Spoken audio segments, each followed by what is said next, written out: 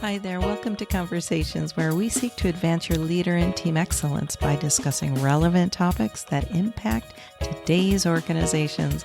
Welcome to the show. Welcome to Conversations, where today we have Tony Martignetti, a trusted advisor, leadership coach, and facilitator, best-selling author, podcast host, and speaker. He brings together over 25 years of business and leadership experience and extreme curiosity, one of my favorite words, to elevate leaders and equip them with the tools to navigate through change and unlock their true potential. He has been recognized by Thinkers 360 as one of the top voices in leadership and by Leaders Hum, never heard that, as one of the biggest voices in leadership. Tony hosts the Virtual Campfire podcast and is the author of Climbing the Right Mountain, Navigating the Journey to an Inspired Life and Campfire Lessons for Leaders, How Uncovering Our Past Can Propel Us Forward.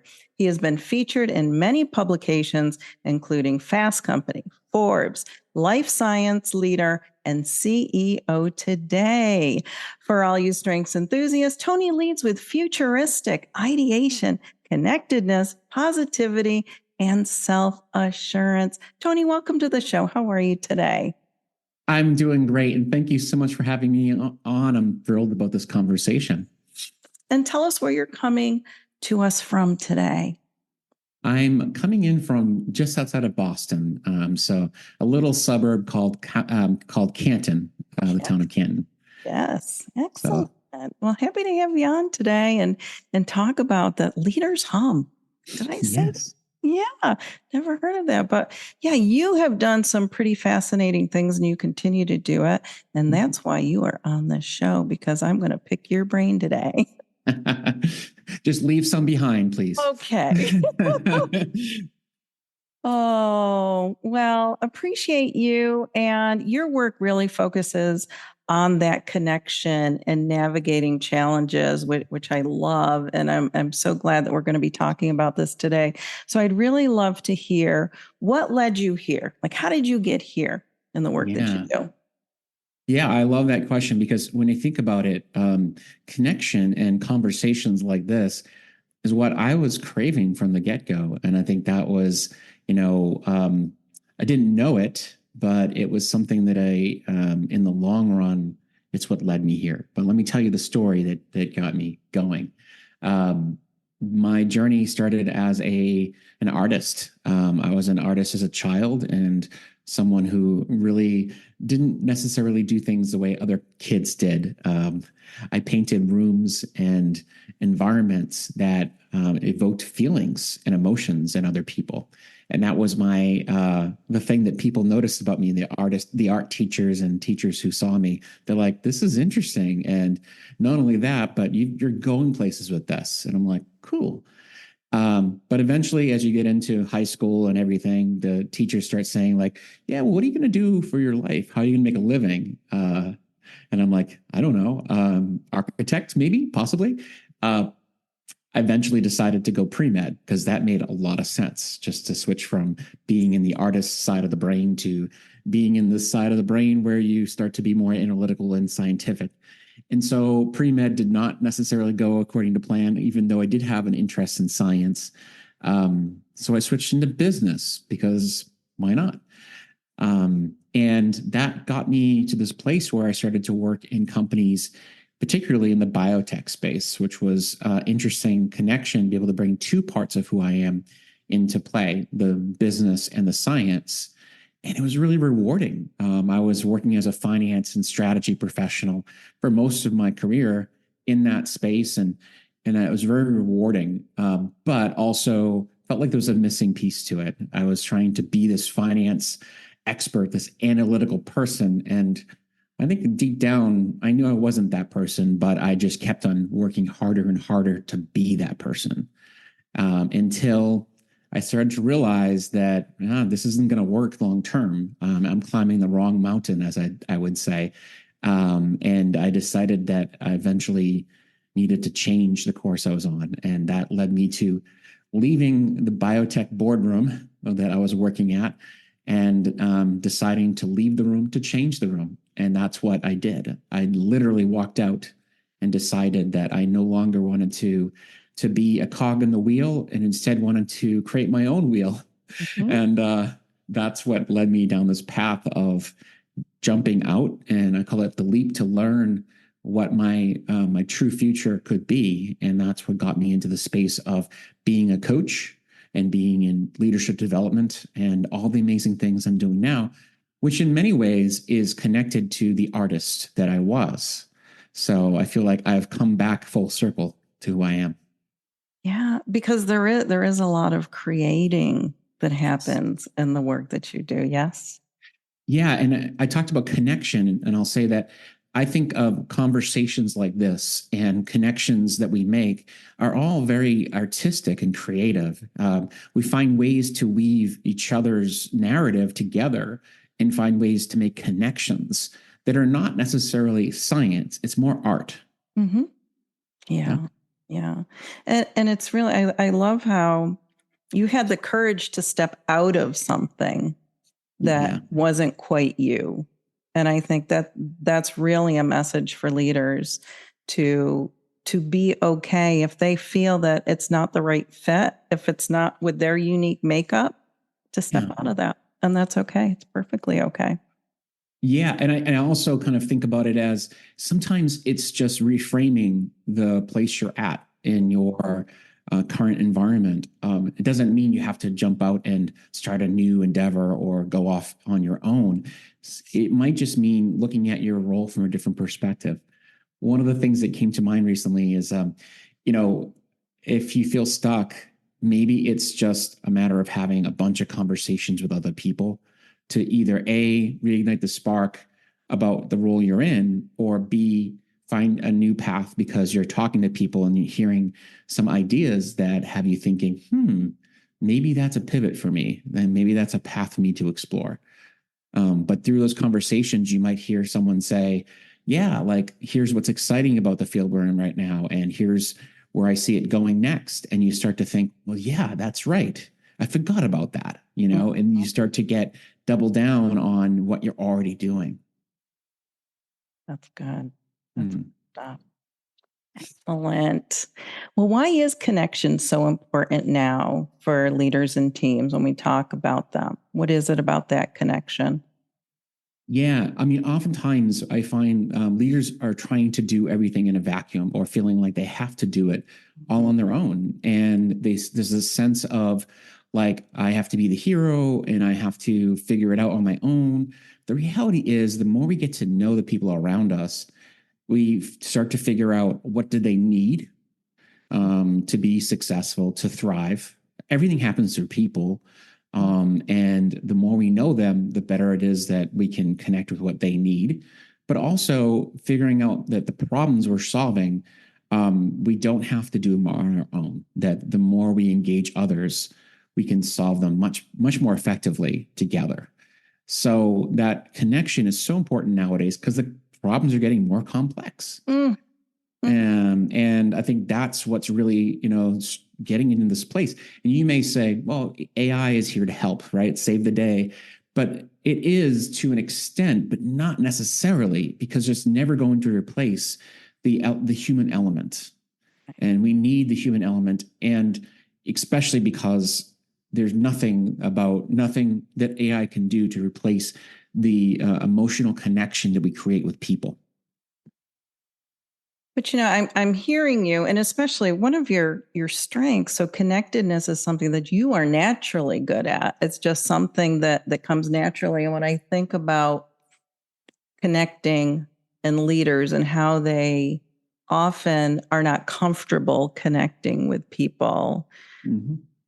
Have you worked with leaders where it's like something, because it's old school, it's like, we don't connect with our people. It's just that, they're there and we're here. And then you have all the sense of like, the introverts who are like, I'm not really a person who gets up on stage and likes to, shout it from the rooftops, if you will. But I think we have to do it in our own unique way, right? It's about taking small steps and finding your own method for connecting with others, and know that there's a real value in doing your own way. If that means one-on-one conversations, that's fantastic. If you prefer doing it in a group, then great, do that. But it does not mean you retreat into yourself and just allow yourself to become like a cocoon or like a hermit, and allow yourself to close off. Because one of the things I will point out is that the more we connect with others, the more fine-tuned and evolved our thinking becomes, which is interesting. It's almost paradoxical. You think that the more you connect with others, then their ideas seep into yours. But the reality is your thinking gets sharpened by being in contact with other people.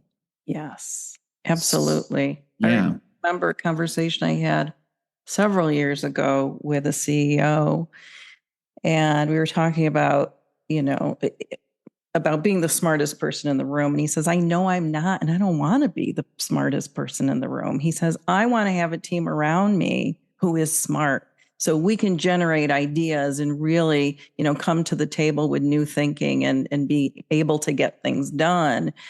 And I remember it's like, man, we need more leaders like you. They don't have to be the smartest person in the room. They just need to have people around them. And that goes, wherever you are on a hierarchy chart, even if you're not on a hierarchy chart, right? Absolutely. Let's bring people around us and have those connections. And whether it's a leader who could be an introvert, or a person that they're working with as an introvert, like you said, to really have those conversations and get to know people and what's important to them and for them.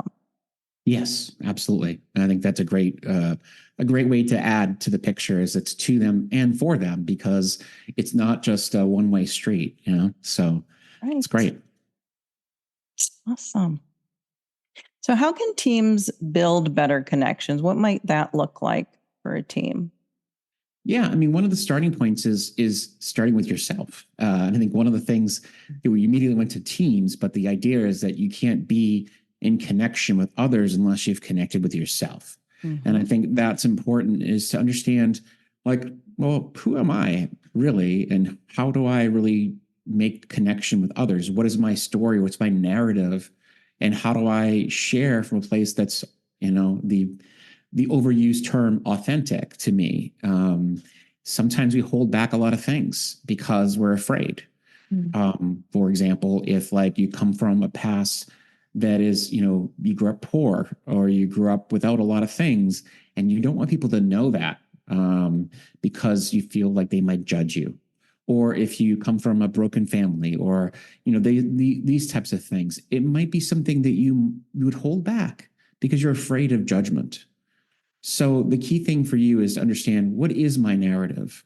Who am I? How do I not define yourself, because you don't want to put yourself in a box, but how do I make sure I get comfortable with who I am before I start to get out there and talk to other people about what they're all about, and how do we get to know each other better? Because that's how this goes to the next step, which is get curious about other people, but with compassion. Yes. We want to make sure your curiosity is not directed at like trying to other them, or to try and, say, hey, you're different. I want to know why you're different, and what have you. It's more about getting curious about what their experience is and where they're coming from, and, what's that like, and all of that. So. And even asking permission to go there, right? Absolutely. Like, yeah. And what I found, and I grew up, and it's like, you had to have the perfect, house with the picket fence and all that. And I remember keeping so much in that wasn't going right. And then when I learned it's okay, because you're going to relate to other people, somebody else is going to hear that message. And whether it was there's always a message in the mess, right? And it makes you as a human being more relatable when people know you're not perfect. You don't have to be perfect. I'm going to love you anyway, right? And I want to get to know you. Yeah. And I love that you brought love into the story, because I think oftentimes that's a very taboo part of the equation, especially when it comes to work. But it's got to be there. I mean, there is a sense of people have to know that you're not going to hold something against them, that you're really there to, care and love them, no matter what is going on for them, because that ultimately is what makes a team even stronger, is when you know that someone else there has got your back when you're going through a tough time. And we can't do that unless we get to know each other. Mm-hmm. Yeah. If you don't know the person next to you in the cubicle, then what's happening, or the office next to you, then what's happening is that, the likelihood for you to be able to support them through a dark time, or to, cover for them, or even, collaborate with them, it's going to get lower and lower if you don't really understand who they are. Yeah. So what might be some techniques that you use to help people make those connections? What does that look like? Yeah, I mean, I described this in my TED Talk, which was published. Well, it was put out about 7 or 8 months ago. But I call it the core methodology, and it starts with curiosity. Get curious about yourself and about others, and then open up. Open yourself up to being able to share with others. And then the R is release any tension that you might have, because when we start to think we're going to share more about ourselves with other people, there's a reticence. Like, is it okay for me to share this? Is this something that is worth sharing? And we have to release all that tension, especially if you're somebody who is an introvert, like I said. So releasing that tension and that reservation, if you will. And then the last one is the E, expand. How can you expand the circle? How can you make it so that it's not just two people getting to know each other, but the broader team, and make it something where the whole organization or the whole group can come together and start to get to know each other in a more broader context. So the core methodology is something that I put together, and I've used it with teams. And what's happened is I've seen a lot of really amazing things happen around innovation and just engagement with the teams, just because they've gotten to be more curious and open with each other. Yeah. And I love that you brought that up, because some of the teams that I've worked with as well, they're not highly relational. And for them to go there takes courage for a leader to be open to going there and taking a look at everything that you just talked about. Because many times for people who are the boomer age, like my age, we were brought up very differently. And it's, as I said earlier, that's not what you do. You're there to do your work. You're not there to make friends. And so really helping people uncover as you do, and bringing that relational component into a team, and the magic that happens, the surprises that happens when they start opening up and sharing and getting to know each other is pretty fabulous. Yeah. And I think it's interesting you mentioned that. There's like generationally, we have come to this place where we work more than we ever have. And because of that, we spend more time in the workplace. So that means if you constantly find yourself, building relationships only through your work relationships, and I'm not advocating for that or not, but I'm just saying that why not make it a place where it can be fun and engaging and fulfilling, instead of a place where you just have to go and robotically do your work and then, go home. And then that becomes the only place where you can become fully yourself. So I think that's part of the reason why we've come to this stage where you ask why connection is so important. It's because we're spending a lot of time at work, and work has become such a big part of our identity that we need to make sure that that part of our identity is something we want to honor and appreciate and we love. Honor, appreciate, and love. Absolutely. All right. So, new book? Yes. New book. Yes. Okay. Campfire Lessons for Leaders. Tell me about that. First, how did it come to be? What was the thought process with that? And tell me a little bit about that. Absolutely. So the thought process was, I had a podcast, and the podcast was something that was even a challenge in its own right, because I had never thought I would have a podcast. I wasn't listening to podcasts. And then The beginning of the pandemic came and I was like, I really have a strong desire to bring together people for conversations. And then, as I was thinking about this idea, the pandemic just kind of created the need for me to make this happen not in real life, but in the virtual life, which became the Virtual Campfire, which is the name of the podcast. And it was a one-on-one conversation that then we would share with the world. But I wanted it to be, I chose Campfire for a reason because I think it's an intimate place where stories have been told since the beginning of human history. And these are not surface level conversations. They're conversations that are deep, intimate, and meaningful. And so I focused on transformational stories through what I call flashpoints, the points in our journey that have ignited our gifts into the world. And so after recording a bunch of these episodes, I'm now about 200 some odd deep. And I decided about a year and a half ago that I need to put these out in the world. There were so many amazing people, from artists to business leaders to thought leaders of all sorts, that I wanted to share some of their stories and do it in a way that actually captured the essence of the theme of the stories. And so I put together these 10 lessons that the book really is all about. And then underneath it, I capture some of these key people who I've put into the book, which was a hard thing to do, first of all, because I wanted to make sure I captured their story well. And I gave it the right type of honor, if you will, because I don't want to sugarcoat their story, but I also want to make sure that it's the note that it's supposed to capture. And I also had a hard time deciding who to put in because there's so many amazing stories. So that'll be maybe a part 2 at some point. I don't know.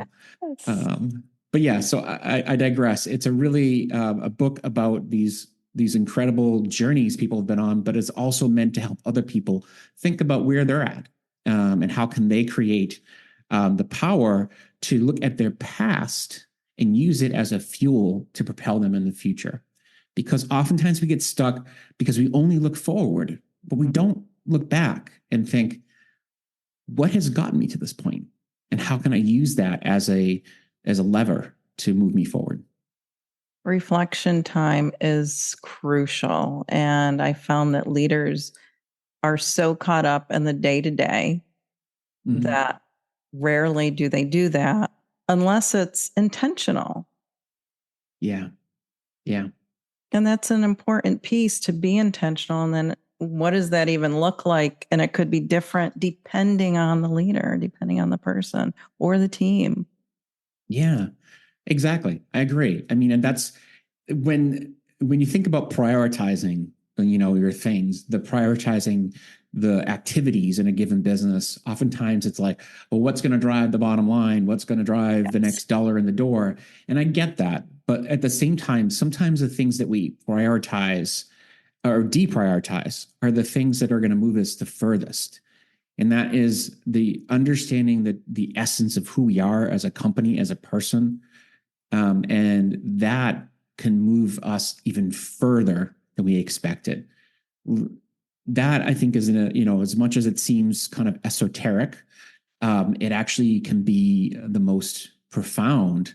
I mean, just starting with values.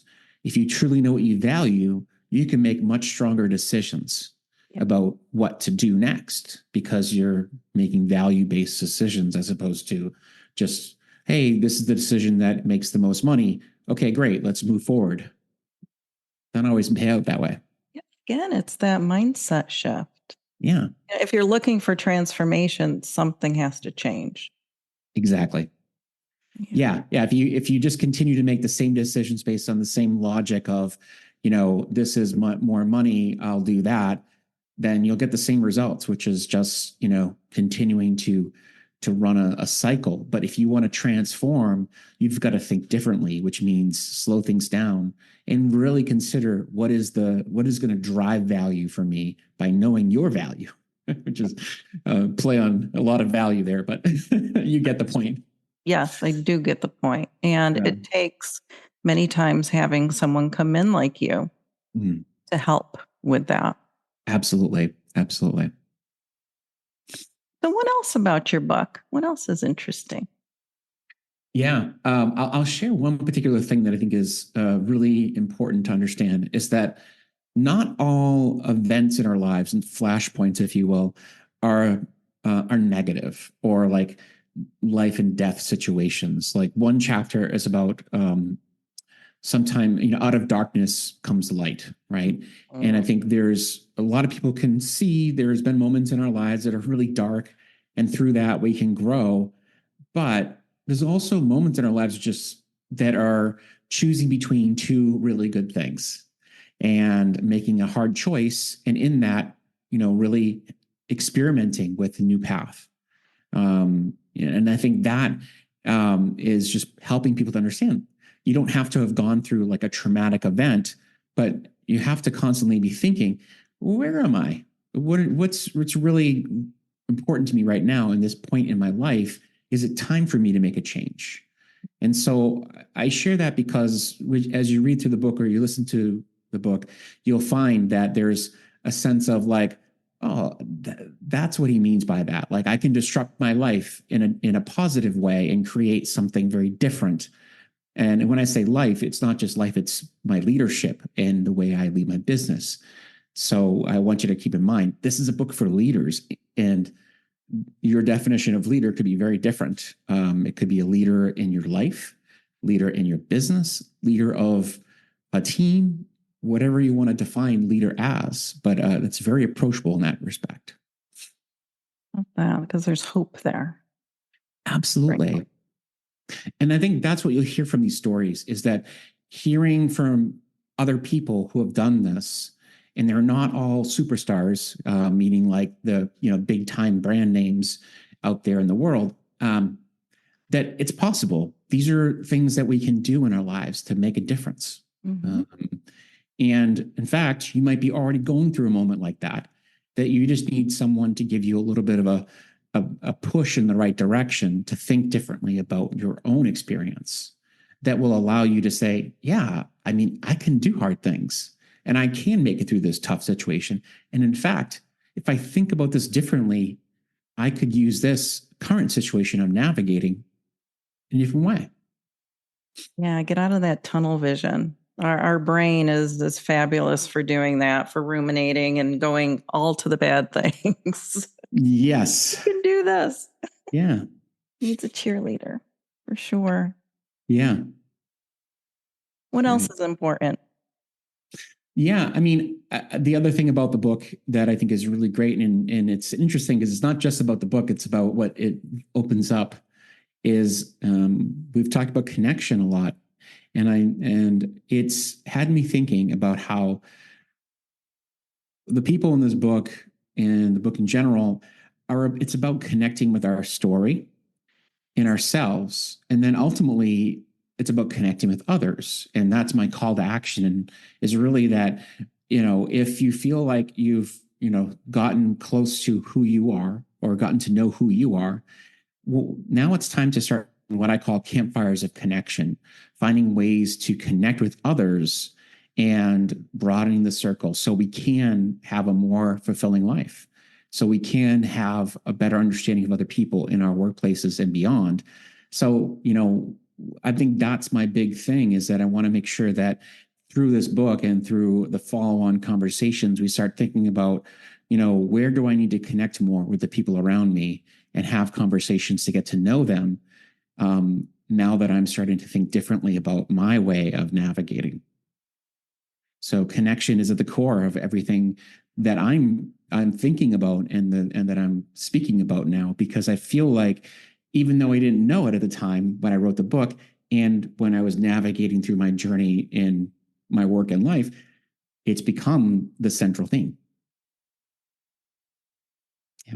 And I'm in my mind, I'm envisioning a leader saying to someone else, meet me at the campfire. Yes. And it gives me that feeling because I love campfires and I love sitting around campfires and just chit chatting. And I see that and really having those deep conversations. And necessarily have to be deep, but they can go there because the environment will allow it to be. Exactly. I think that's a great point. You don't just kind of like walk in a meeting and say, okay, everybody put your pencils down. We're going to talk about deep stuff. It has to come from a place of, setting the scene and creating a place where people feel safe first. Maybe even some, preamble of like, hey, let's schedule some time for a campfire to conversation on Friday. And it's all sitting around, like not going to talk about the normal work stuff. I want to talk about what's real for everyone and have a conversation that goes a little deeper. And that will be something that allows it to be more of a scene setting as opposed to just normal course. And that may take time for people to get used to too. Yeah. But I love the analogy of that. Yeah. Well, I would love to be able to point people to you and to your book. So how can we do that? Because we'll make sure we put that in the show notes. Absolutely. Well, I appreciate it. So first and foremost, the best place to find me is at my website, which is called ipurposepartners.com. The company's called inspiredpurposepartners.com, but I just decided it was way too long of a URL. There you go. So that's the website. And if you go there, you'll find a whole bunch of fun stuff there. My assessments, my books and everything. But you can also find my books wherever books are sold, including Amazon. And my recent book is called Campfire Lessons for Leaders. And my previous book is called Climbing the Right Mountain. And you can also find me on LinkedIn. That's probably the best place to find me. I'm pretty active. I found you. Yes, you did. And tell me the name of the TED Talk. So if people want to Google that, what is that? It's called Don't Check Yourself at the Door. How to share your true self. Okay. Love it. Absolutely love it. All right. I'm going to give you the last word. What do you have? Okay. Here's a good one. If you're feeling like you're missing out in terms of connection with other people, look around and see if there's someone who you need to have a conversation with that you feel like needs to be had. So what's the conversation that is missing in your life, and have it? What's the conversation that's missing in your life, and have it? All right, Tony. Well, I appreciate you coming on today. Thank you so much for your wisdom.